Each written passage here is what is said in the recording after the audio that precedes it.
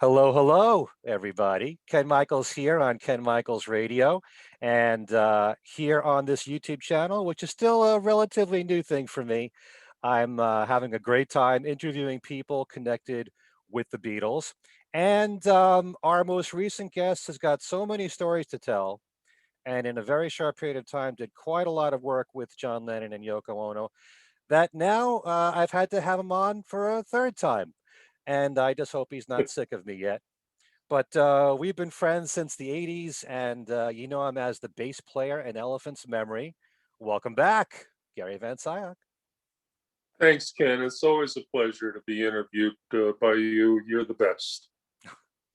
Thanks a lot, Gary. I did say in the last interview that I might go back to the Sometime in New York City album, but I was just thinking about a question based on what you were saying in our previous interview concerning John Sinclair, the song, because you had said to me that the recording was just you, John, and Jim Keltner, correct?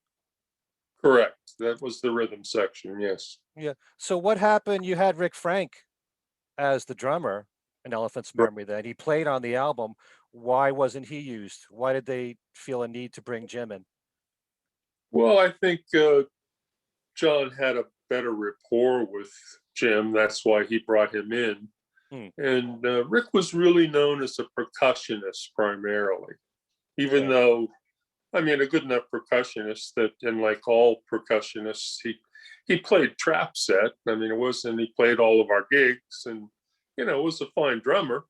But I think when it came push to shove, John just felt more comfortable since he had worked with Jim forever on his solo projects and that was not an easy tune time wise. So I think he just trusted Jim on that. So Rick got a night off. Yeah. The got to part must have Yeah, been a little bit difficult. pretty intense.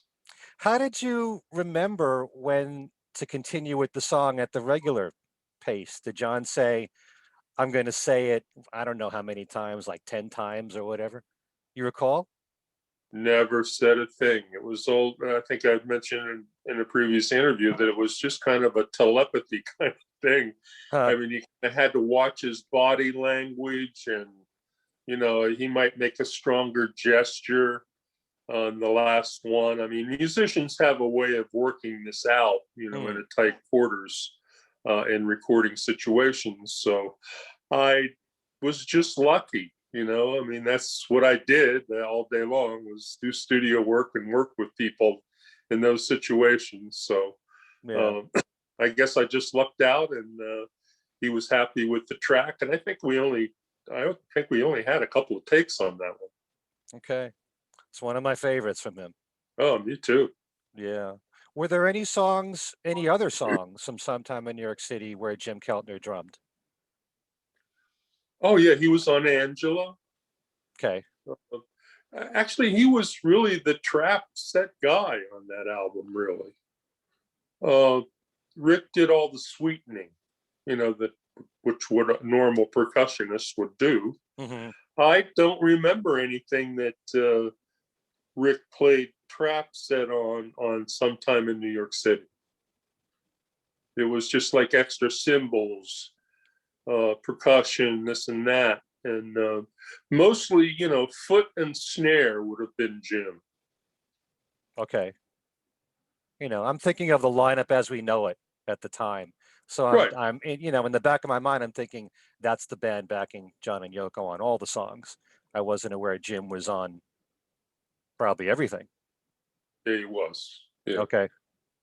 Okay. Very And good. then the Garden came, and it was just a natural thing since Jim had actually been the drummer on a lot of the other solo stuff, including Imagine, and I think, and so it was just a natural progression to have him in for the gig and have two drummers. Worked out great. Okay. One of the things that I want to talk about this time out are all the TV appearances that you guys made with John and Yoko. Most notably, the Mike Douglas show. The Mike Douglas show, I got to tell you something, Gary. I remember when it first happened, and I was 12 and a half years old. And I couldn't wait to come home from school a whole week, John and Yoko on television. How great was that? That was pretty And big at the time. yeah, at that time, and for many years after, I had no political mind whatsoever. Right. I was into the music. I really wanted as much music from John and Yoko and Elephant's Memory as possible.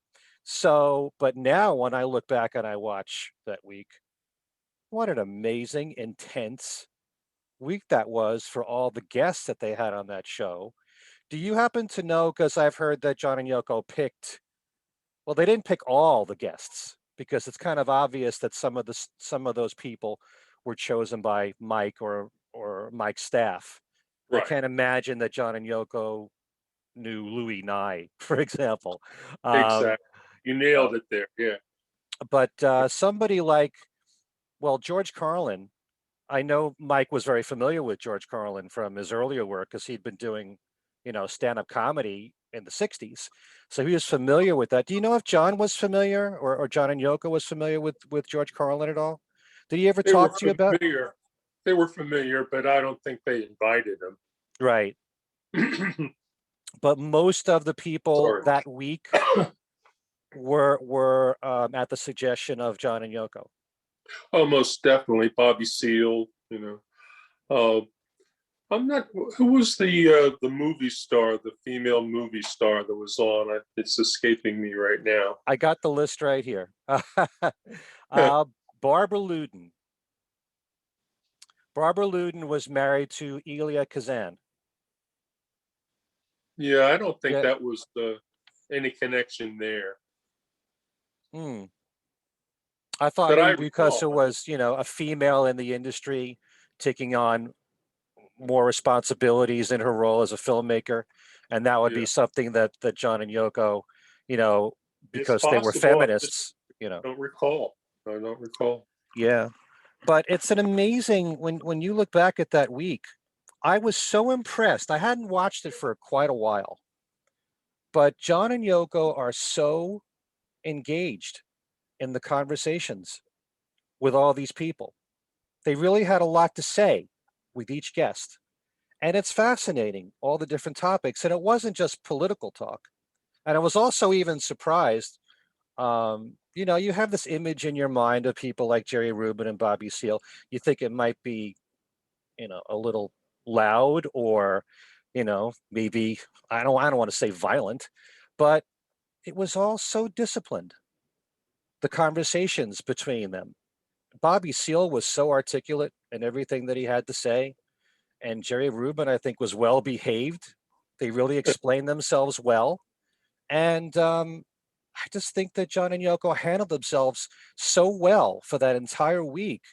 I mean, I was glued. It was far more than just the music. In the past, it would have been only about the music, as far Right as when I'm you were concerned. 12, yes.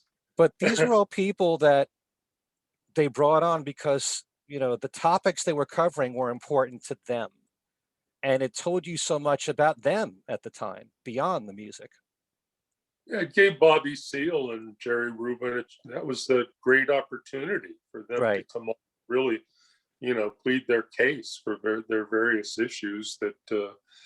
I can guarantee you one thing: Mike Douglas wasn't real happy about the entourage that showed up with Bobby Seale. I want to tell you, Hmm. when they entered the building, I could just see that Mike was very nervous about it, not knowing what they might do or say or create a scene or whatever. I can kind of see it from his angle too. I mean, Right. it was a far cry from Louis Nye, as you said, and Yeah. so he was nervous about it. So everybody was on their had to be on their game that week. Yeah. Well, I give Mike a lot of credit because, his audience was basically a lot of housewives, a very mainstream, I'd say conservative audience. And I think Mike probably leaned himself in a conservative direction. And so to have all these people on, and he conducted himself so well. It was all so smoothly run, so professionally run. I was really impressed by the whole thing. Did John ever talk to you privately about his feelings about about Mike Douglas at the time, or Yoko for that matter. I mean, I think that they had a mission here, not just to be on 5 days a week, but to reach a different audience, to bridge the That was the generation plan. gap. Yeah. They were hoping to reach out, and of course, most of the kids would be in school, but the 18-year-old crowd might have an opportunity to tune in, and that's what it was all about, the voting. The kids trying to get the opportunity to vote at 18 that year coming up. So it was that was one of the issues that was important to John and Yoko. Yeah. Now, after each show was taped, did John and Yoko spend time with the guests after? No, just us. We were hanging out at the Ben Franklin Hotel in Philly for that whole week, and we had a ball. It was just a great time. A lot of great morning breakfasts and this and that, running back and forth to each other's rooms. It was a lot of fun. Yeah, but someone like Chuck Berry, I would have hoped that John hung out with Chuck after the show, maybe talked about music, anything. I don't recall that. One of the funnier things that happened when we arrived in Philadelphia this may not be to your point, but when we arrived in Philadelphia at the show the first day, we just went directly to the show. We took a couple limos down from New York, and for whatever reason, John and Yoko went in a white limo, and the band followed in a black limo. So when we pulled up to the Mike Douglas show, for whatever reason, traffic or whatever the reason, we showed up first and pulled up in front of the show first. And there was a crowd of about 200 fans there already. A little Beatlesque, you know what I mean? Yeah. Little screaming, little excitement. So the crowd ran over to our black limousine, and we opened the door, and they took one look inside and saw the elephants and just went, "Oh, this isn't it." And they ran back to the white one. It was like an introduction to, if you're feeling like you're really doing well, that it could be a downer at any second, because it was kind of deflating. Well, they must have been pleased when they pulled up in the white limo. Oh yeah, it was quite an exciting day. I mean, they had done a lot of advertising for that week coming up, of course, as they always did.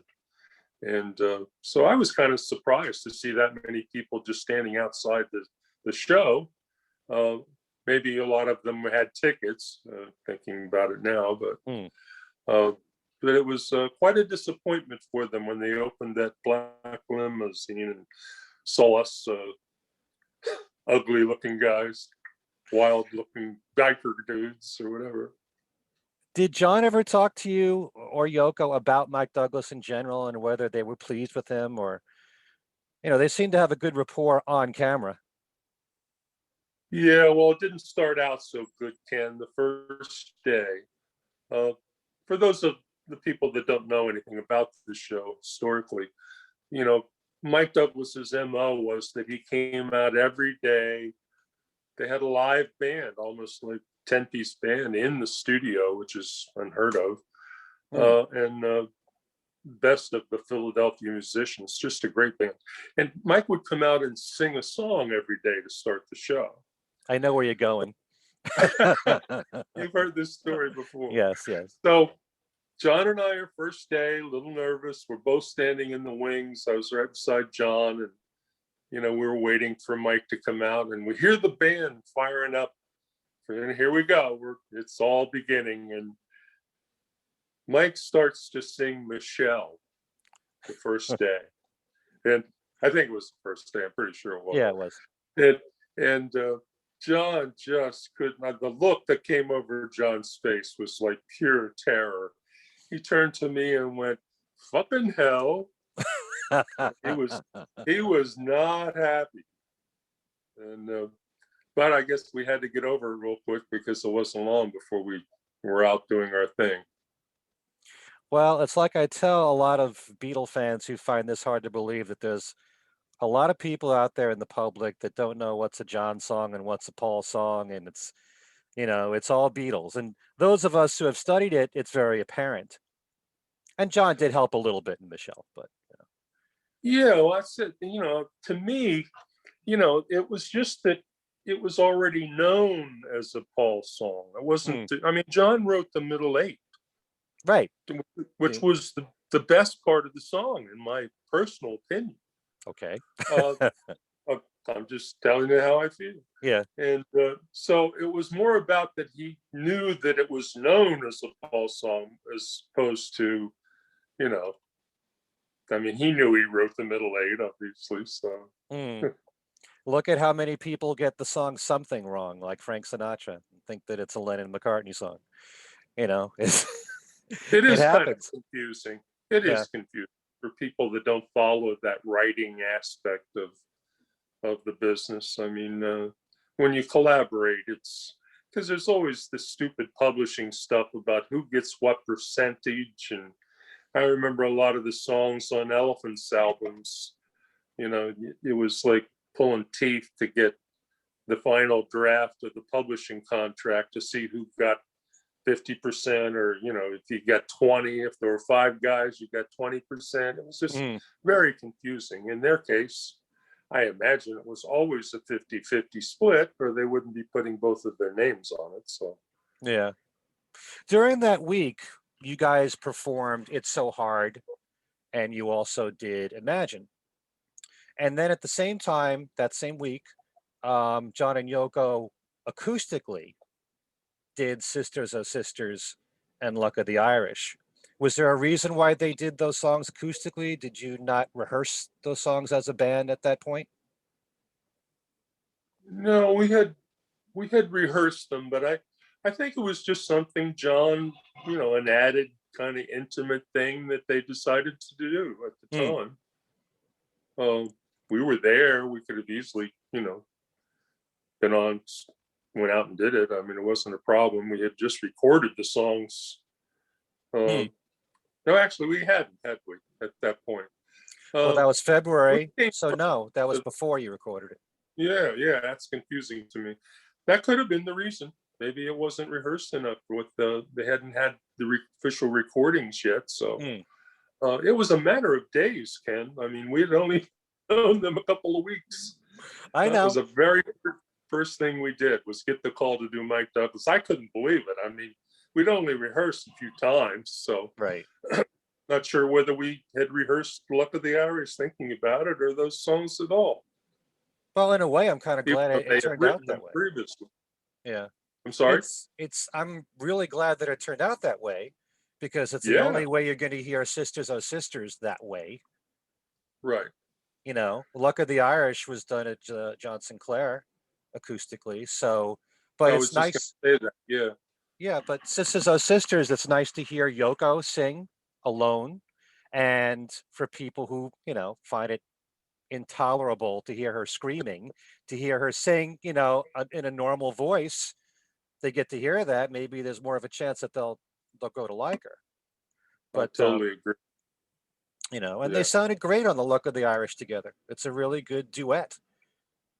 You know. as a lot of them, the songs they approached as a duet turned out great. Hmm. It's too bad they couldn't have went on and did more of that. I think we mentioned that in the last interview. Yeah. What was the deal with John wearing a Red Sox shirt? I have Yeah, no idea. I you did not never asked him. recall what that. I did. I have no idea. That was very strange, really, when you think about it. Yeah, Why wasn't it a Yankees jersey or something? or Mets. Right. I got you.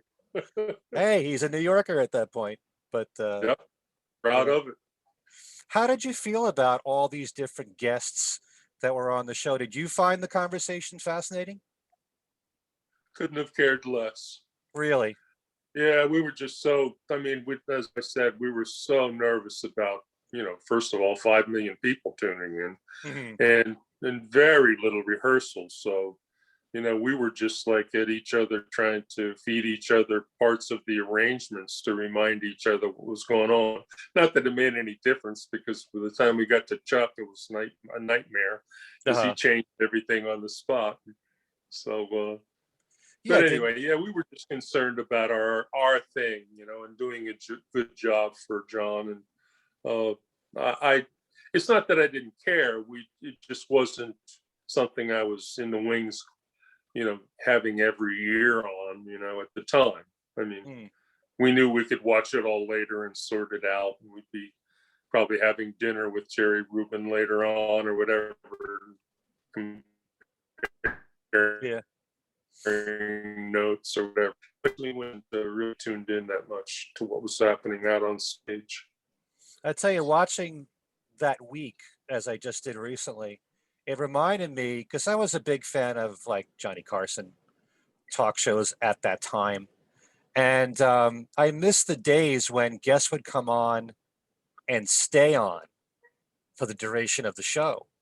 Because like when Chuck Berry was on, they had a conversation together, John and Yoko and Mike Douglas, and there was even a segment on biofeedback, and he stayed for that.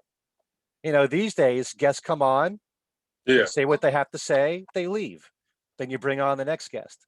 But that's how it was in those days. But I just found it also, I was glued, watching this whole week. They had a woman on discussing, a macrobiotic diet, which, is more popular today. I'm not going to say it's the number one diet in the world, but it's another part of John's life that Yoko influenced.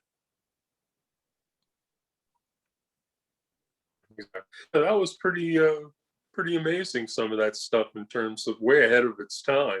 Mm-hmm. Yeah. We could probably use that. You kind of freeze it up here, but hope the picture gets better. Yeah, I saw that. Yeah. It kind of reminds me in a way, there are certain ways that the Beatles in their solo careers were very influential in our culture that went beyond the music. And I'm always reminded about Linda McCartney, how she was at the forefront of vegetarianism, and she started her own vegetarian line of TV dinners and such. And I don't know if she was the first one, but she was among the first. And so I never heard about a macrobiotic diet during those days. And I think it's more popular now. Not Well, I because think of that's John how and we Yoko, got but involved with. Hmm? Yeah, I think that's how we got involved with Home Restaurant. They were featuring that microbiotic thing. That's why we started hanging out there, up on the 3rd Avenue, 2nd Avenue, wherever it was, I forget. But yeah, the microbiotic thing was becoming real popular. They were heavily into it at the time, and probably were even after they worked with the Elephants as well, I think. yeah. Now, where Chuck Berry's concerned, you mentioned before that Elephant's Memory backed up Chuck Berry and Bo Diddley in a concert, and John and Yoko were there in the audience. Were they influential in getting Chuck Berry on the show, or was that all just through John's connections? That was strictly John through the show, I think. Mm-hmm. You had to go through the powers that be at Mike Douglas show. But when I remember at rehearsal, that when they found out that that was a possibility, how excited John was, because they had never met. Right. And it was one of John's idols, to say the least. So that was, and we had never met him even showing up in Philly, and the first day of the show. I mean, we still didn't really meet him until the actual day of the show, and literally 5 or 10 minutes before we went on. So it was Chuck. He was always late, Uh-huh. so he showed up like 10 minutes before the show, and came into the dressing room and asked John, where are my royalties? First thing he said to John when he cleared the door. And John he didn't know what to think. They had never met. Yeah. I mean, what a first comment. right? So, it struck terror in John. He became pale. He was very nervous about how this was going to go. But Chuck only left him on the ropes for about 10 seconds, and then Yeah. he broke out in a big smile, and walked over and extended his hand, and they hugged, and Right. the pleasantries began. So Right. And on camera, it was like that. I can't wait to yeah, shake this guy's hand and all this.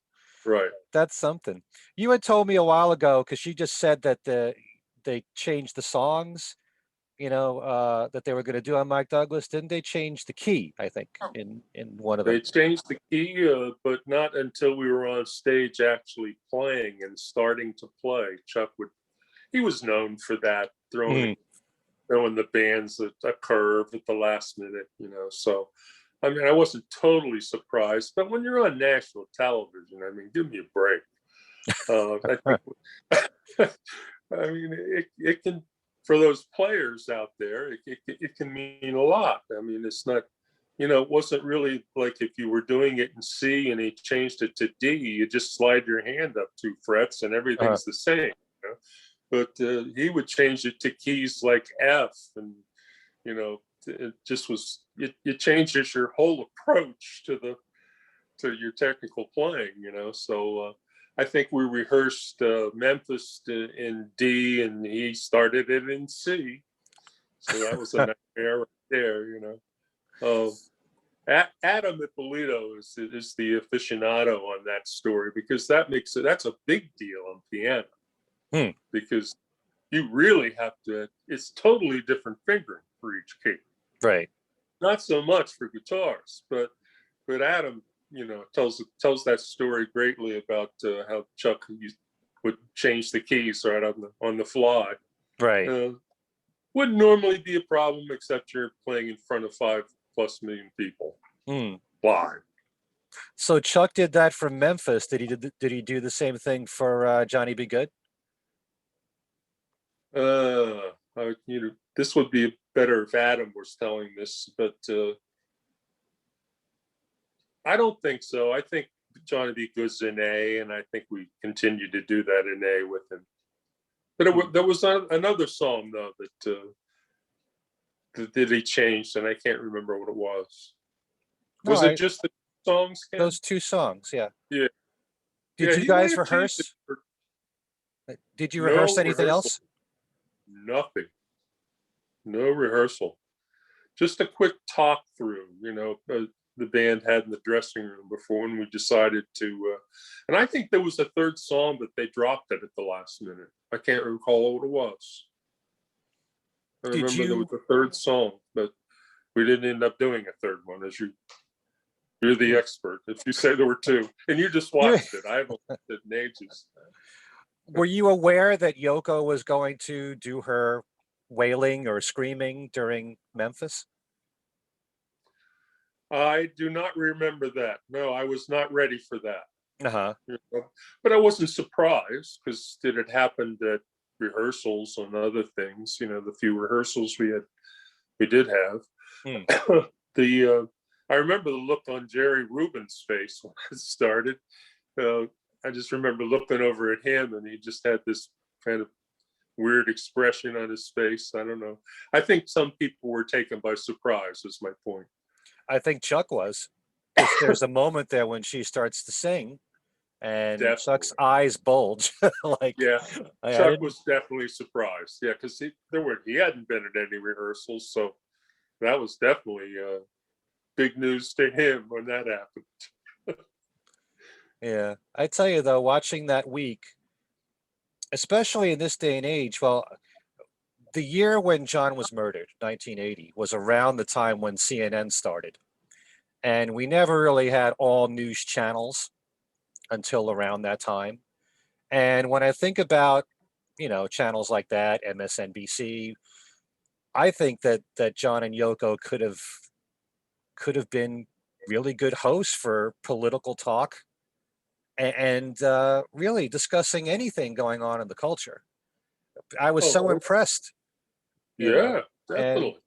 And, if John, if John had lived there's no telling, beyond the music what he might have done. Although, you could say that he got so relaxed towards the end and he realized, basically he's a musician and he loves to create music and write songs, and that's his number one passion. So I don't know if he would have gone in that direction, but they were just that week, they just seemed really comfortable doing that. Yeah, that's an interesting thought. I mean, like you said, who knows what would have happened eventually? He could have been ended up on as a talk show host himself, maybe. I think he would have been fine. John always I had agree. something to say. Yeah, definitely. It really was Never amazing. a shortage of words on either one of them. You No know, uh, filter. we heard that John was very much a TV junkie, and he admitted that on television. I think if he had lived, he probably would be very much into the internet and social media. And it wouldn't surprise me if he and Yoko had a podcast show. I think they'd be that much on top of what's going on technologically, in the world. So watching something like this, I mean, I was really surprised because I hadn't seen it for quite a while. The week of the Mike Douglas show came out on VHS a long time ago now. I Right. remember a big deal being made about that then, and I don't Yep. believe it's ever been released on DVD, at least in the United States. I think I have one. I have a Commercial, I commercial have a release. DVD. I have a Okay, DVD of it and okay, the show both. right. I haven't watched them in ages. You're making me want to go watch it right now. There's so many interesting things you're bringing up. Um, but It I think just they're both out there on DVD now. just makes you realize how much they developed as people and how much of an influence Yoko really was on John, which Oh, makes you big time. appreciate Yoko so much more. How did you feel about those the teacup piece, which was cracked in the very beginning, and each day they tried to glue it together, and by the end of the week they had a full cup. I found it kind of funny that one of the things I think that John loved about Yoko was that he was fascinated by the avant-garde world and her artwork, but he didn't understand all of it. And Right. he Well, even said right in one of the shows, I don't know why she's doing this. I don't really understand it. He admits it on television. yeah, yeah. Well, that's how they met. So about all that stuff with the art shows that she had there. That's how they originally met. Of course, everyone knows that, I guess. But yeah, I don't know. Some of that stuff was a little out there. I mean, I'm surprised that Mike Douglas was. I don't know what he thought of all that. It'd be interesting to Mm, know what he thought of that. right. They also It had was that, yeah, good. pretty avant-garde. The whole the bit about calling up strangers on the phone and just saying I love you to them. Right. I'm sure so many. So Beatle, What's that? very Beatlesque. I think a lot of people watching the TV would have said, what's this? It's kind of strange.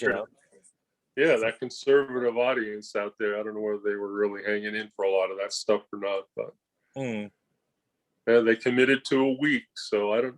I'd like to see the ratings of the show that's available to see how the progression of the week went. If mm, a lot of people bailed as the week went on, because if you were a regular for the show, there would have been the diehards that would probably have, maybe bailed mm. on some of that stuff if they didn't like it in the beginning of the week. But then I'm sure it was made up for by the Beatle fans who were dying to tune in every day. They wouldn't miss it. Yeah.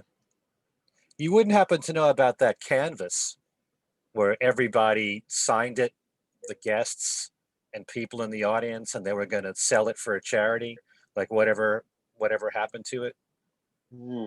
I'm sure it was sold, but Yeah, it might have something like that. Possibly might have been sold during the Willowbrook time. I know there were several things around that time that other personalized items of theirs that they auctioned off besides the proceeds of the 1-to-1. So that may have been in that group of stuff. I remember us talking about that at Butterfly Studios, and I just can't remember what some of the items were, but some of them may have been from the TV shows. Okay. All right. I believe it might have been the last show on Mike Douglas. They were talking about a benefit concert that they were going to do at a church in Washington Square with Elephant's Memory. Can you tell me more about that? Because I don't know too much about this show. They were talking about it. Did it ever happen? I don't recall. Wow. Huh. That's interesting, because they did say it at the end of, it was either Mike Douglas or Dick Cavett. Yeah. No, I don't remember that, Ken. I'm sorry. No? I mean, we played a lot of shows. That was one of our regular deals, is playing at Fordham and in Washington Square and all that stuff. But I don't remember one that they were distinctly connected to. But it's possible. They did say it was Washington Square for this. I think they said a Methodist church. Mm-hmm. And you can look online. Ring a bell, but but we did a lot of those kind of things. Is what I'm remembering. So I'm not remembering one specific one where they showed up. I think I would remember that. I don't really. But then again, at my age, stuff is starting to fall out of my memory. You should have kept a diary, Gary. Yeah. Then I could really have written a book, right? How about the Dick Cavett show? What are your memories of that one? And quite a change from Mike Douglas as a host. Yeah, that was because it was in New York. That had a lot of different vibes to it for a lot of different reasons. They had been on Dick Cavett before. So that was a little different. It was like a second appearance. Right. But the main thing I remember about that is how Dick had to come out before the show and do that disclaimer for ABC, which they really forced him to do. He was not happy about that. I remember how pissed off he was that he had to do that. Right. And I've heard him talk about it in other interviews, years later, about that was just really put his ass to the wall on his gig. About they really were nervous about the woman is the nigger of the world thing. So I think it probably hadn't been too long, that it was more or less a controversy anyway, because John and Yoko had to put that full page ad in the back of the New York Times to kind of explain the whole definition and all that that they had to go into. So it was a big issue, politically charged, if you will. But Dick Cavett couldn't have been nicer. He loved John, and as I said, they'd been on the show before, so it was a repeat. Right. And everybody was great. We played live. Besides Tex breaking a string in the middle of one of the songs, there really wasn't many problems with that, because we had already recorded by then. We were a lot tighter unit, and this and that. It was not as challenging as Mike Douglas in that regard. Yeah, I think the performance of "Woman Is the Nigger of the World" was just great on that show. Oh, well, going back to Mike Douglas, Ken, I mean, my favorite version of Imagine is the live version that John did on Mike Douglas. Really? I think that's one of the best that he did. Why do you feel that way? Just something about the way the whole thing came off. To perform that well on a live afternoon TV show, he really nailed it, in my opinion. I mean, I played behind him on Imagine for 3 or 4 different situations, and but that was my favorite of his performances of Imagine. Yeah, when you watch the first appearance that John and Yoko did for Dick Cavett, and John even said, at the very beginning that he was nervous, and you Yeah. can tell. And I think Yoko was a little bit. Um, I think Yoko was far more controlled, in these situations. When you really study her and watch her that carefully, she seemed, fairly relaxed in this atmosphere. She always has something to say, as did John. But by the time the second show happened, they were just on fire. They were very comfortable with Dick Cavett. They And really were, really liked him a lot. yeah, were they very much aware? I'm sure they probably were of, he was a much hipper host, being a late night talk show host, and he had a lot of rock stars on his show, like Jimi Oh Hendrix. yeah, definitely. They were really pleased to be on the show again. I remember how excited they were when they told us about it at rehearsal one day. Hmm. They were looking, explain to us. I don't think we really were aware that they'd been on before, and so we were excited. They were very excited. It was a lot different than the Mike Douglas show Hmm. in that regard. It was something they were really looking forward to and enjoyed performing and talking with Dick. I mean, it was just it was a great time by all. But it was really a different approach in both shows, because being the co-host for a whole week and inviting many of the guests and talking to all of the guests is different than you being the stars coming on to the show. Although when they were on with Dick the second time, Shirley MacLaine shared the bill with them, and she stayed on, and that was it. I apologize. That's the one. That's the person I was trying to remember. I thought I Oh, got confused with the Mike Douglas show. Yeah, she was a pisser. They loved her, and we just had a great time in the dressing room. It was just they loved her and Dick for that matter. I remember Dick.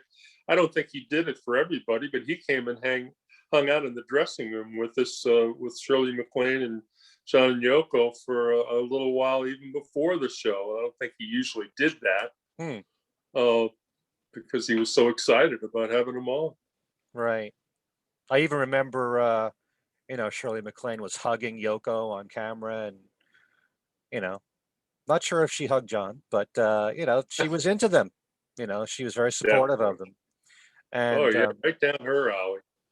yeah, you also performed "We're All Water" on Yeah, we Dick did. Cavett. Very cool. But Yeah, it it's was. good.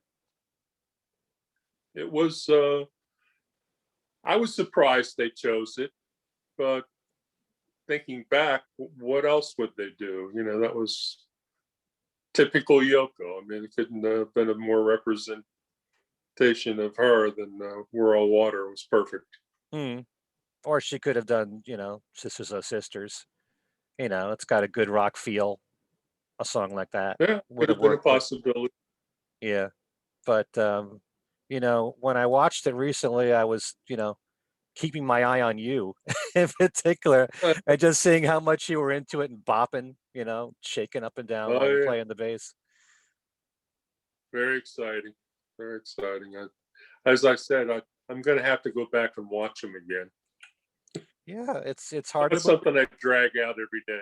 But I would advise everyone watching this video right now to go back and watch all this stuff.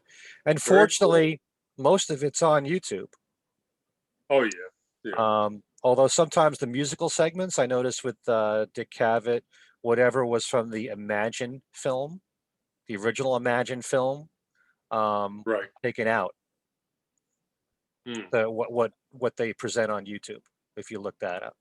right. But the performances on Mike Douglas are there Hmm. on YouTube. Oh yeah, I see them more for some reason. It seems than the Dick Cavett one. I don't know why that is, but Hmm. more. I'm just referring to Facebook. You see more clips on the Mike Douglas show, probably because of Chuck.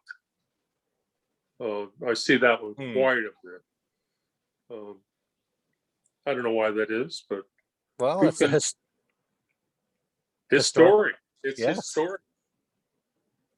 Now the Jerry Lewis telethon, you weren't in that. I was not. It was just a few days after the Garden uh, performance, and we would as I mentioned earlier in other interviews, we had rehearsed like crazy, 2 sessions a day for 2 weeks at the Fillmore East. And so by the time the show was over, we were exhausted. I mean, everyone had the feeling that we were finally going to take a big break.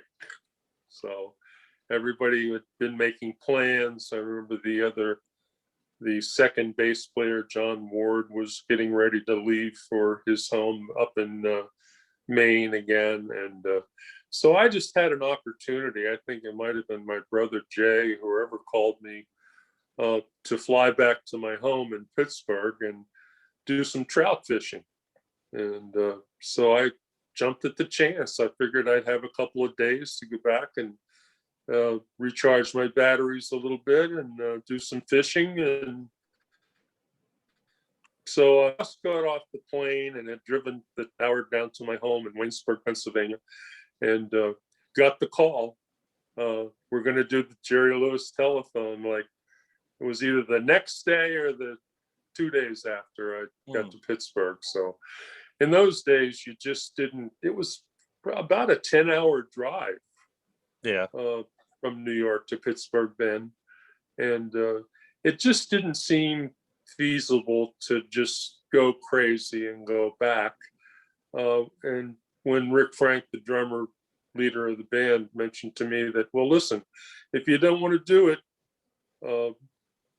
John Ward would be glad to stick around a day or whatever and do it. So I said, fine, that would be great, because John didn't mind us doing that. And it wasn't like it was, they got stuck or anything. I mean, John knew all the songs. Right. He had just performed with them days before. So that's the way it ended up. I can't say I regret it, because what can you do? That's just the way things happen in the music business. You can't do everything every time something comes up. So it would have been nice, yes, but they gave a good performance. It was good.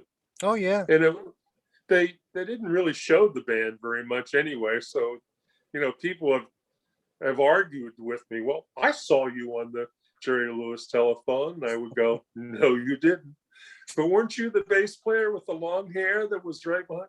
No, that was the other bass player with long hair, not me. Huh. Yeah, if you had been a part of that gig, you would have had Jerry Lewis on stage with you singing "Give Peace a Chance." That's right.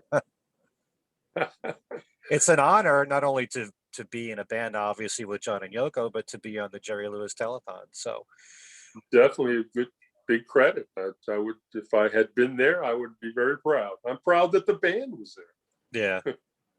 Yeah. Okay. You said that you were going to show for our fans watching the letter that John Lennon wrote to you, which was I'd be happy to. Yeah. I had that framed. And, yes. I'd be glad. Would you like to see it now? Well, why don't you read it? Because I don't think even if you bring it close to the camera, we can read what this was typewritten, right? Just as there's no emails back then. So John actually typed it on the typewriter. And so it is and it's probably been copied because all 5 of us got the letter. It's a group letter. It's Dear Elephants. It's not Dear Gary or anything like that. Okay. But it's in July. So that kind of clears up a little. I didn't even remember that till I saw the date on it. This is July 73. So that's a little later than I thought. The parting of the ways. So, but I think it had lingered in John's mind for a while. Right. Pretty sure he was in LA by then. And, but anyway, July 73, Dear Elephants. I've thought it about time to communicate. As you might have noticed, Apple went away. I've been still am, in parentheses, wrapped in it. Looks like the final deal comes any day now. I personally don't know what to do about the equipment you have. I know Apple will A, come for it, B, hit me for it, or C, both. The my, in parentheses, lawyers get back from England tomorrow with the final solution, which will then be taken back to the other three when I've okayed it, in parentheses. A lot of parentheses here. Uh, it's kind of funny the way he approaches the whole letter here. What do you want to have done about the record you have made? So that's a reference to, besides the Elephant's Memory album, by then, this is even post approximately Infinite, we had went back in the studio on Apple's dime and recorded a song called Everglade Woman, which to this day has not been released, among other things. And it could be in the can forever, John says. Drop me a line, which is funny. We could call them on a cell phone or email them, but back then it was drop me a line if you have any suggestions. I hope you're all right. Don't be depressed because we never got it on the road. Whatever it was okay with me. I don't think our relationship harmed either one of our careers. It was a short trip, in capital letters, but fast. Life is long and so is an elephant's memory. I don't like goodbyes, so this is a hello. P.S. I never knew what I was doing myself, so I could not begin to tell you. You can't keep a good band down. Believe it. All the best to all of you. Love, John and Yoko. That's beautiful. And show it to our audience. Very nice. Okay. Huh. That meant a lot to us. I'm sure it because did. there had been a little time there where we didn't know what the hell was going on. We were still on salary. So when somebody keeps you on a retainer, it's kind of implies that you're going to be, it's still on, But it just became too crazy with the thing in John and being in LA and the whole, the thing that's, we know about John's transgressions and being kicked out of the house and the whole craziness of LA and the whole, through the rock and roll album and the whole crazy business out there. And if people were wondering, they finally got back together the night of that concert with Elton John, Wasn't it Elton John? Yeah, well, that's how the story is said. Yes. I've heard differently, that John didn't return to Yoko until a few months later. Oh, yeah, but I mean, I think that's what set the stage for it. Right. Is what I meant. I'm sorry. Yeah. Right. I knew. You're right. Yeah. Okay. Well, so that period from when approximately Infinite Universe came out, which was January of 73, through that letter, July, there never was any communication between you and John or Yoko? We had, Rick Frank, the drummer for Elephants, was in regular contact with Yoko. He was kind of our spokesman guy since he was the leader of the band. So we would just get to rehearsal and hear bits and fragments of conversations that he had with Yoko. And that kind of kept us posted. But no, I didn't have any direct communication. We had more or less conceded that Rick was going to be our spokesperson. It would just been too crazy for five guys to, pretty obvious to calling her up every day. But no, he was in direct communication and hung out at the Dakota all the time with Yoko. And so we were very active and still on the payroll. And it was just kind of like being in limbo, which really a lot of parts of being with them were. As I mentioned before, you never knew whether they were going to be in Houston trying to find Kyoko or, they were all over the map all the time.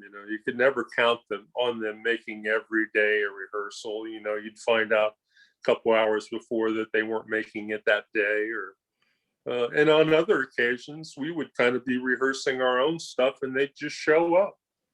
Huh. So that's what happens when you have a band on retainer, you know? I was just reminded, we're talking about TV appearances. There was a show on PBS called Flipside, which Great was, experience. We rocked on that show. yeah, that was all to promote Yoko's album, Right. Approximately Infinite Universe, and the band sounded fantastic. Oh, that was one of our best. The time that, as I mentioned earlier, that by the time you're rehearsing and playing and the months go on, you just become, and all the recording that we did, it just, by the time that came around, if we weren't tight enough on the album Approximately Infinite, by the time that happened, we were really sailing. Man, It I would was have great. loved to have seen a tour with you backing up Yoko with the band. Exactly. Well, you can pretty much tell by that performance that what it would have been like. I mean, the band was really killing on that. With what you In had my said to opinion. me, yeah, well, I agree with you.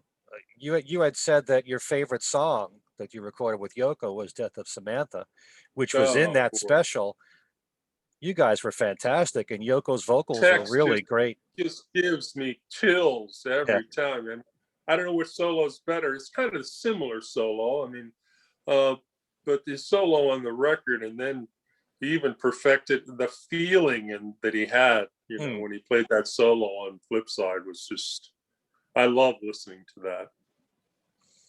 Every time I hear that song, I'm picturing, you're in a small, dark nightclub Right. with Right. some sexy singer being backed up by this, jazz type band, and Right. it works on that level. But and the mix on that special was really good. You could hear everybody really well. They did an amazing job. I mean, Yeah.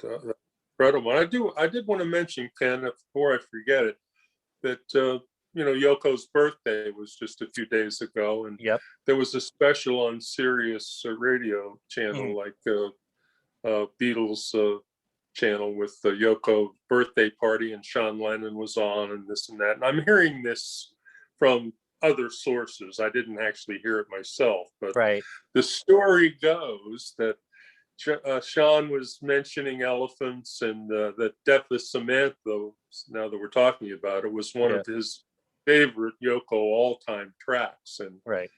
I had shared that in common with him because I've been saying that for 45 years. So that was just a great track.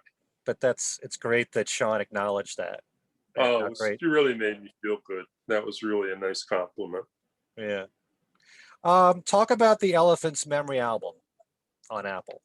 And was it any different for John to be the producer for the band, as opposed to being co-producer on Sometime in New York City, his songs, Yoko songs, or co-producer on Yoko's album? Was there any difference in him as a producer for the Elephant's Memory album? Well, I think there were some differences, not particularly that of him producing, but it was a little turned around that he could actually critique us. He didn't really do a lot of that on the Sometime in New York City album. He trusted us totally, and even though Phil Spector wasn't around that much, Roy Cicala was a big influence and helped John, I could tell, in the studio. But when it came to our album, it was Roy again, Cicala being the engineer and helping John in the studio. But John came out a little bit more about telling us which songs and that he thought we should do, and got a little bit more involved in the arrangements on our album, as a producer you would expect. So I had a song that I had written. There was a lot of politics. I'm getting off the track here, but a lot of politics in a band. Everybody that's in a band knows that when you're recording, whose songs are going to be on the record. So in my situation, it was a deal where Stan Bronstein and Rick Frank, the originators of the band and the leaders, so to speak, had a lot of material that they were hell-bent getting on the record, as anybody would. So there's always it's like a marriage, it's like who's going to give way to this guy or that guy, or can we work it out that the ones that we co-wrote might be better to do, that to make everyone happy and get their little 2 cents in. So it was very clear that they were only going to relinquish 2 or 3 tracks to Adam Ippolito, Tex Gabriel, and me, because we were much more proficient writers than they were. We had a lot more material. Right. So this came to a head during the sessions. So I remember one night, to speed this up, we came in and I had a song that I was really excited about doing. It was a song I had written totally 100% writing, called 42 Down the Line. And I never dreamt for a second that John wouldn't like it. Right. And when I performed it for John, he just hated it. I mean, I could tell he wasn't holding back. He did not like the song at all. I being from Western Pennsylvania and growing up with country music, and a lot of my stuff has a country tinge to it. And I think that one was really flat out more country than I realized at the time. And John just didn't like it and said it sucks, and that was the end of it. And I said, so am I not going to have a song that I wrote on the album? So that was a real dilemma for me, and him too, because he really wanted everybody to have a little piece of it. Right. I had co-written a couple of songs with Stan and Rick, and there were a couple songs like Chuck and Bo that we all wrote together, and a lot of those 5-part division on the percentages kind of songs.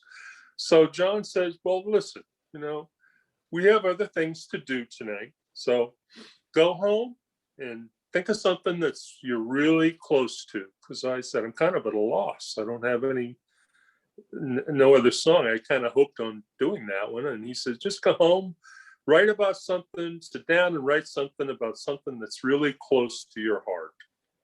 And so I did what he said. I went home that night, smoked a couple of joints, and wrote Wind Ridge right on the spot in an hour. It just came out. About story about the song that about me staying with my grandparents in a little town in the hills of Pennsylvania, and every week, every summer, and I would spend a week there, and they would have a fair there called the Jacktown Fair. So at the time, I didn't have a chance to write Jacktown Fair, but it was in the lyrics, and it's a very prominent part of the song. And as you know, in 2015, I finally sat down and finished that concept of a Jacktown Fair song, and ended up being on my my album Pop Goes the Elephant. I'm going to flash this here before we... I'll do it too. All right, you're prepared. You are the man. But anyway, and Jacktown Fair ended up being on Pop Goes the Elephant, and just kind of a side note. But we went back in the next night. I came in, he looked at me, and I could tell he was thinking, are you prepared? And because the night was mine. So I played the song for him on acoustic, and he says, I don't know what happened that night, but we ended up, we had so many things to finish before that night of the song that we didn't do in place of the song I was originally going to do, that we ended up doing overdubs the whole night and didn't get to. So we put it off for a day, and the next night when we came in, John had written piano lines. He loved it so much that he had sat down and wrote piano lines to Wind Ridge, and just blew my mind. I mean, it was just ba-do-dee-dee-da, one of those haunting kind of things that that a Beatle would do. And I was so flattered, and it was so exciting. he was excited about the lines himself and sent everyone home. And we just did that whole night. It was Rick Frank on drums, me, and John, and Tex Gabriel. That was the night from Wind Ridge. So we spent the whole night on the song, and it was an honor. Yeah, and you've told me he didn't want to take any songwriting credit. Oh, I begged him. But I could tell he was adamant. He didn't want to have anything to do with that. So, because that would have been, to the other Elephants, that would have been kind of, as the vibe was going down doing the record, that would have been a little bit much, I think. Was one thing about it,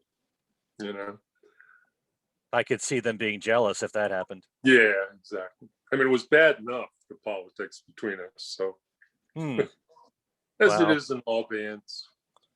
I know. Now, you had said to me that the song that was chosen as the single, Liberation Special, you felt that shouldn't have been the single from the album. Well, John picked Wind Ridge. So I guess he was already, since he wrote the lines, and he didn't take any credit for the song, but he wanted it to be the single. And I'm sure eventually, if that would have happened, he would have talked up the fact of how much he liked the song, and he'd written the lines and this and that, because when it's a single, you get a little bit more press in that. Right. So, but anyway, he was overruled. By, I think, Alan Klein wanted Madness, Ippolito's song, to be the single. Okay. And so he was getting a lot of pressure from Apple on that. And of course, as I just mentioned, the big pressure came from the two leaders of the band that wanted their song Liberation Special. So it was a battle there for a few weeks, and Stan and Rick won out, and Liberation Special it was, and it was an instant flop. You would think that John would have more influence, in making it the single. But the way things were at Apple right then, I don't think he was in the position that you might think, because Alan Klein had taken over, and they were making a lot of calls. They were giving John so much stuff and so much crap about paying us so much, and we were draining them big time. Now, the very last track on the album is called "Local Plastic Ono Band." Yeah. What is the story behind that? Because even at the end, this is like a party song, and it sounds like someone in the band was imitating Yoko. Towards the end. Did sound that way. Yeah. Who was that? I think it was Rick, the writer of the song. Okay. He would do that from time to time on the gigs, just to bust us and just get a nice glance from the audience, and he had it down pretty much. It was funny. We had a great time.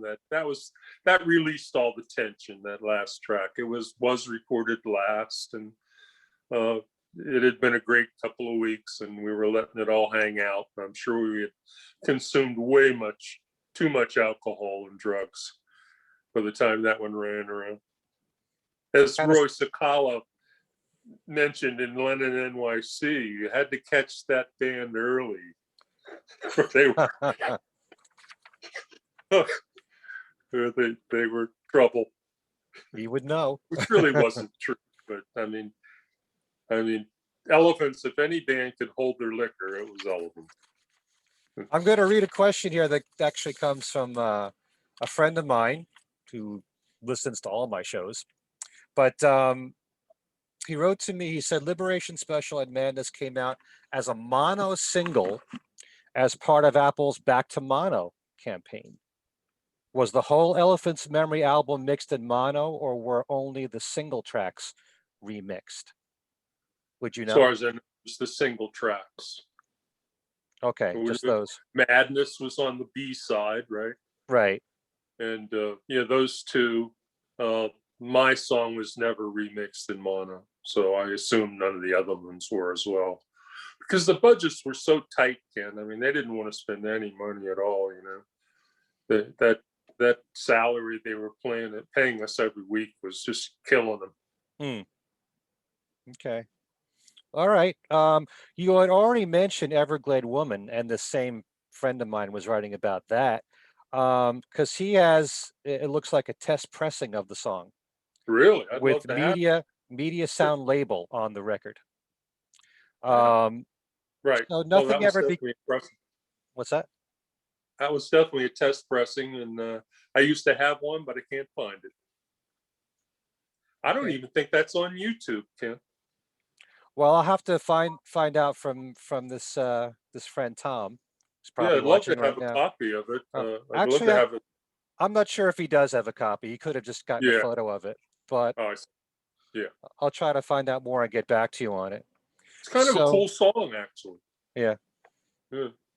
So you Never saw couldn't. the light of day. John was concerned about it, and he liked it, and he was concerned, as he mentioned in the parting of the ways letter, that he was, worried about what would happen to it. But it's terrible when something gets buried like that.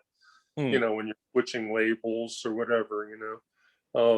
Like we're not going to get any support for it. So yeah, I'm surprised they even picked up the tab on it. To be honest with you. yeah. But John had nothing to do with that record, right? He didn't produce it. No, we did it on our own, Yeah, actually. yeah. Okay. Just want to talk a little bit about the album that you made with Chuck Berry called Bio, which came out in 1973. What was that Right. like to back him up on that album? And actually, you're not on every track. You're on most of them. Yeah, most of Uh, them. Yeah, I think there's a couple we're not on. Uh, oh, that was fun. I was so blown away when Chess called me and to do it. They called us all individually to ask us. I don't know whether that was anything about they had to hire us individually, or about how do you hire a band through the union. I don't know how that all worked out, but hmm, I got a call from Chess Records and I was thrilled. I mean, are you kidding me? I couldn't remember any band being asked to play behind Chuck as a band. hmm. That was a supreme compliment. I mean, he had a million bands backing him up out there on the road. I Right. mean, he could have chosen 100 probably, but we had been working with him, and I think he could tell on the live performances that we were doing with him that that we were a step above, if I can say that, uh, a lot of the other pickup bands, so to speak. And he was very thrilled to have us, and we were thrilled to do it, and it was a great experience. And Hmm. he played good on it. I don't know whether the material will go down in history as the best, but as I remember it, they were kind of pressuring him to get in and do an album with us. I think they saw a concept there, and I'm not sure he was that prepared. Hmm. So maybe he had to cough up a few songs that he wouldn't normally. He was kind of a little under pressure there to come up with some stuff. But I enjoyed the album, especially the track Woodpecker. We just had a ball doing that track, the instrumental. Right. And I could tell, and I'm not sure he did that many instrumentals along the way either. So he had enjoyed it. And it was just a fun time. Was he Great memory. someone, did he know exactly what he wanted the band to play? Did he instruct you, or was it very loose? Not at all. Another one of those situations, he just let it fly. We just let it go. He loved everything we did. He never made a comment at all. And actually, I through God bless him, and Tex Gabriel had researched it, I think, and before he passed, I remember him saying that he didn't remember any, if maybe very few, guitar players besides Chuck playing a solo on a Chuck Berry record. Hmm. So I'm going to trust him on that, even though he has passed. But so that was a big deal to have Chuck ask Tex to play a solo on the record. Just a flat out guitar solo, not being Chuck, in other words. Right. Sorry if it was confusing, but that was a big deal at the time. I can't see how anyone wouldn't be flattered. Oh, exactly. Yeah, amazing. Can you just, for all of us who haven't kept track of it all, I know there's you and Adam who are still with us. Are there any other members left of Elephant's Memory still alive? No, there's not. It's funny you would ask that question on the day after I just found out about two of our roadies passing. Oh, I have a picture on my Gary Van Scyoc fan page, if I can mention that on sure. Facebook. I have a picture on that of the whole crew of elephants with all three of our roadies who were the best. Mm. And I just found out yesterday that one of the roadies and our sound man, Scott Little was his name, one of our roadies, and he passed in May last year. And I just found out last night that our sound man, Barry Group, passed. So there's just Adam and I and one roadie left. Mm. His name is Alan McKee, and he's down in Nashville. And I'm actually going to call him tomorrow, and we're going to reminisce for a few hours. So it's great to hear from him. He kind of updated me on the other members of the crew passing. And so, yeah, just as far as the band goes, just Adam and I. Stan, who was just one of the best, was I think it was just beginning of last year. Okay. Now, we've talked about this before, but you still don't know the status of the Elephant's Memory album. Do you know if Apple owns the rights to it? They do. They And do. I know that when I called Yoko, I got her lawyer on the phone eventually after, and was told that Apple, because we thought she owned it, which made sense to me. I don't know why, but anyway, no, Apple still owns it, and I have no idea what the problem is. There was this, I think I said it in the other interviews, there was a fire at the Capitol Records vault where they kept a lot of the masters in Fort Lee, New Jersey, possibly a problem. Okay. But I don't think, I mean, these days, Ken, they could take the actual record. You could go on eBay and get a hot copy of the vinyl and transfer it, and I mean, that's just really, I see that as an issue. It's either a personal vendetta, in my opinion, because of all that grief that elephants gave them back during those times, and there's just has to be some kind of a strange story. I can't wait till if it ever comes out, maybe I'll know enough details so we can have a part 4 interview. It doesn't sound to me like there was grief at the time when you worked with John and Yoko. I mean, just by witnessing the letter that he wrote to all the band No, I members. didn't mean them personally. I meant people at Apple. Oh, okay. There was a lot of resentment towards the elephants because in terms of the that payments. money. Yeah. John forcing the issue over and over during a time, as he says in the letter, where they were just trying to finalize the whole thing. And it was tense. So a lot of those people have moved on. I mean, I'm sure they're not even alive or wouldn't be working with Apple anymore. So it's just it's a mystery. It really is, I would stay on top of it. I mean, this is your legacy. I hear you. I know. And I agree. we spoke about there is an album that Lon and Derek Van Eaton made when they were on Apple called Brother. And I think it was the last album that wasn't a solo Beatle record that was released. And George was involved with it. And, with the single Sweet Music, and Ringo plays on the song, and Klaus Vormann produced it. And that got reissued. It was on Cherry Red Records in 2012. So I don't know why another record company can release that album. Is there any way that you can find out if some other company can release it, or does it have to be on Apple? I spoke to Cherry Red. Yeah. They couldn't care less. Really? That's surprising. Yeah. I know, which tells me, which is also strange. Why wouldn't a company like that they would have to get the rights from Apple, so it just goes right back, Apple would have to sign off on it for cherry red. So, but I like you, that's the first thing I thought of. I got a hold of them right away and ran it by them, and never heard a thing. All right. But good thinking.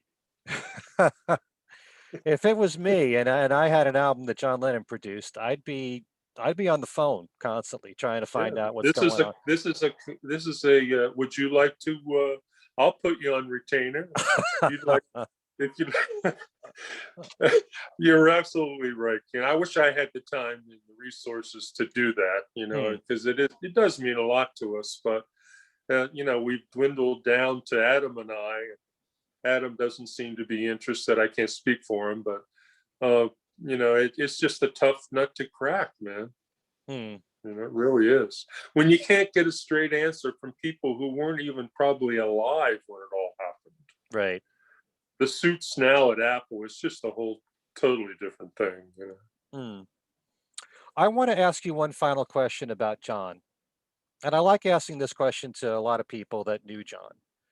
And you can get different answers from everybody, really. I look at John as being someone who was as close to being brutally honest with the public about himself and his feelings about everything. I mean, I'm stunned between John and Yoko, all that they have revealed about themselves and their feelings, and all you got to do is read all the interviews, and it's like, drugs, you name it. Yeah. You feel like you're their psychiatrist or something, that they're just dishing out everything, the good and the bad about each other. But, John did say before he died that this period when you were with him was his phony radicalism period, and as he was, supporting all these different people, Jerry Rubin, Bobby Seale, Abby Hoffman, he certainly was, to me, very gung-ho about these people, and for what they stood for. And to his credit, when I watched the Mike Douglas show, he was just so, very, like I said, in control of the conversation. But he'd always say, you have to listen to two sides of everything. He wasn't a one-sided guy. He liked to hear both sides. But my question to you is the public persona of John Lennon the same as what you saw on the private side of John? Was he one and the same person? Because I just did an interview recently, which is on my YouTube channel, with an editor, Ashley Kahn, who put out a book on George Harrison's interviews. And he was talking about how George was very aware that every time he gave an interview, he had to put on his Beatles suit. And he knew that he'd be asked a lot of questions about the Beatles. So he had to, accommodate those people. He knew it was a job. He was there to promote whatever his latest activity was. And this was a job that he had to do. And he accepted that. And so he'd turn on the charm a little bit, be Beatle George a little bit. Was John very much that way, or is everything that he was on camera with the public really the way he felt about everything? And, were there two different John Lennons is what I'm trying to ask you. I don't think so myself, no. He was just totally unfiltered. I mean, but his moods, they swayed and varied from time to time, but it doesn't mean he wasn't totally sincere in what he was feeling at that time. Right. Like anyone else, we change our opinions, and that's just the way life is. That's exactly my perception of John. I agree. It still gives value to every single thing that he said in his interviews because it's how he felt at that moment. And he really was. I totally agree, Ken. You're so perceptive on that. I couldn't agree more. And I think we had talked about that briefly in one of our interviews, but I mean, it didn't take long. When you're beat down after the record sometime, and he started to change. He started to reevaluate himself, politically and in many regards, Mm. I'm sure he was evaluating his career and what's my next move. And things change. You just situations come up. You have to make new decisions. And by the time we got to the ending of, the time we got to the election, Yeah. and he got totally destroyed by the election of Nixon that year. I'm sure that had a lot to do with the way he approached a lot of his career decisions from then on. And then, of course, the Yoko situation on top of it, I'm sure put a big jolt into him. Sometimes I don't want to believe that John cared all that much about commerciality and record sales and all that. But even after something like the Plastic Ono Band album, which has been hailed as his big masterpiece, he then decided to do a more commercial album with Imagine. Plastic Ono Band still went top 10, but I'm sure it probably wasn't the sales that he was expecting or hoping for. But Right. maybe he was pressured, I don't know, to do something more commercial. And likewise, when sometime in New York City didn't do that well, time to make something more commercial again. And then Right. that's what caused the Mind Games album back in the Right. top 10 with Mind Games. Yeah. Well, I think Apple finally, a lot of that stuff coming to a head, as I just read in John's Parting the Ways letter. Once he got that behind him, I'm sure he had a lot more decisions to make about commerciality and what's my next move. And as you mentioned earlier about who am I going to use on as the musicians and, a lot of things I'm sure were, it's tough being an artist out there, even if you're John Lennon. Right. Absolutely. I just want to, before we go, plug a few things. If you watched our last video, I mentioned an artist named Shannon, who was friends with all of us. And she is a tremendous painter, as well as a really good bass player and guitar player. And she's jammed with Gary and our friend, the late Dennis Ferrante. And this is a sample of her work. This is my favorite shirt to wear of any of my Beatle or solo Beatle shirts. My I wife, hear you. Joanne, bought this for me years ago. This is a shirt from Shannon in which it's all George Harrison, George through the years. It's a collage. And That's a great one. yeah, she made shirts like this for each of the four Beatles. So, Exactly. Joanne, if you're watching, I could use the other three shirts. But she has a website, theshannongallery.com, and she does all kinds of artwork. She's a painter, but she puts her stuff on not just shirts, but on wine bottles and neckties, all kinds of things, handbags, you name it. And it's everyone from the Beatles to Elvis Presley to Sylvester Stallone, all kinds of people, James Dean, And so if you can check out that gallery, check out the website. She's an amazing, amazing artist. Couldn't say enough great things about Shannon. She's dear to both Eva and I. We love her dearly. Okay, if you're ever going to the Hard Rock Cafe in England, and you can go in Liverpool, you can go and see one of her original art pieces in every room in the hotel. You mean Hard Day's Night? I'm sorry. Yes, I Yeah. misspoke. Thank you. Yeah, and tells you how much they think of her. Exactly. And to have that in Liverpool, imagine how many Beatle fans want to go to that hotel. They couldn't go to a better one because the art is throughout the whole hotel, and it's not just in the rooms, but it's in the hallways, and I forget how many pieces of art she has there. It's an astounding amount. She's so prolific. Yeah, you might not want to leave the hotel. Exactly. She gave us a personal tour. It was really exciting. If people want to get in touch with you, how can they do so?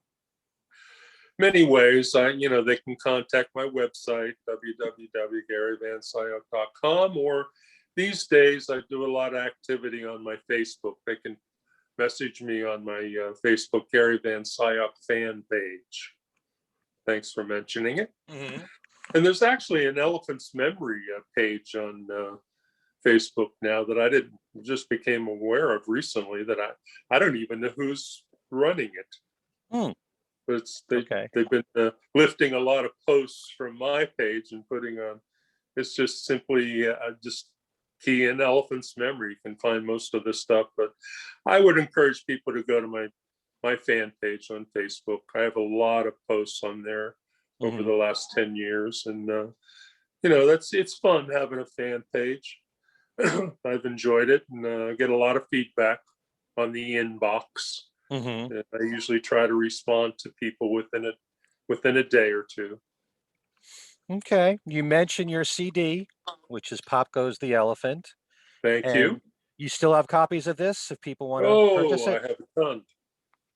Okay. Always available through the website. You know, there's a store on the website, GaryVanScyoc.com, and they can just order it right, you know, through PayPal on the store. We also have Elephant's Memory T-shirts. I wish they had one of those to flip up, but it's Mm. the original fornicating elephants T-shirt, which is a lot of people get a kick out of, and we're selling those and buttons and various things on the store. So, I got to get one of those and wear it. oh, I'll wear it in all oh, my videos. oh, that'd be great, Ken. Thank you so much. I'll get a lot of feedback for that, I'm sure. Oh, I'm sure. By the way, for everyone that wants to know, your CD is really a collection of a lot of songs through the years that you accumulated. And I remember when the CD first came out, we were talking about it, has a very strong R&B feel to it, like a Yeah, late 70s kind of thing. white soul, if you will, has always been one of my favorite things. My personal bass playing, you know, I came from Pittsburgh, so I'm kind of considered a rock soul R&B kind of player, and always gravitated toward those types of songs and that flavor. Hmm. So there's a lot of that kind of feel on there for sure. And I also re-released Wind Ridge from the Apple Elephant's Memory album is on there, Right. with John playing piano on it. And one of the highlights of it, I recently added to the record a copy of the song Imagine that Elephant's Memory recorded the 5 original members after John passed, Hmm. uh, which had never appeared or had been released on anything. Right. We Gamble and Huff down in Philadelphia contacted us and wanted us to do a tribute album, and we weren't really sure, but they limoed us down to Philly, and we recorded this song with the great producer Rena Sinekin, and she did a wonderful job. And it's an instrumental version of Imagine. It was very emotional at the time because John had only been gone a few months when we did that. And so no one had ever put that out or picked that up. So I said, that's got to be on my album. So I put it on. I think Okay. it's the final track. Yep. And I've played it on my show too. Really I nice appreciate it. version of it. Yeah, we love that version. I still have, as a matter of fact, an original copy of Pop Goes the Elephant to give away, which I should just say next week, the first week of March, on my website, on my trivia page, I'm going to give that away as a prize, along with, you get a choice of 1 in 10 prizes if you're the winner that week. So to celebrate Gary putting up with me for It over 3 hours here, giving his time, was my we're give, pleasure. yeah, so we'll give away a copy of that CD. But if you can, check it out. Thank you. Really good stuff. And Thank you for all the time you've taken to interview me, and I really appreciate it. Even I both appreciate it. And anytime, maybe there's some part 4 out there somewhere in the future. we could talk about that. There's always there's always room for you. I All never, right. speaking of rooms, I never leave this room that I'm in. I have all these different Beatles shows, and this is where I live practically, especially being in quarantine. But Exactly. yeah, Exactly. I want to mention one thing. If you enjoyed this conversation, before I started this YouTube page, I've had a website, kenmichaelsradio.com, for a good 10 years now. and I've accumulated loads of interviews. They're all audio interviews. And Gary's on there. Adam Ippolito is on there. All you have to do is go to the website, look for interviews page 3. They're both on the same page. If you want to hear more talk about their days with Elephant's Memory and working with John and Yoko, get different perspectives from both guys, and love to get Adam on here. Tell him he's next victim. Okay. All right. I'm sure he would be happy to do it, Ken. Okay. Gary, thanks so much for all this time you spent here. And I'm sure all the Beatle fans and John and Yoko fans appreciate it. And thanks to everyone who watched this video or any of my videos. And if you haven't subscribed, please do so to my YouTube page. And again, thank you, Gary. Thanks to everyone. Thank you. Thank you, Ken. And thanks for putting up with my lapse of memory once in a while there. You're Pretty such an aficionado. Pretty soon we'll be in the same category. We're going to be the Sunshine Boys on video. All right. All right. Thanks so much, and we'll see you next time. Thank you. Fade to black.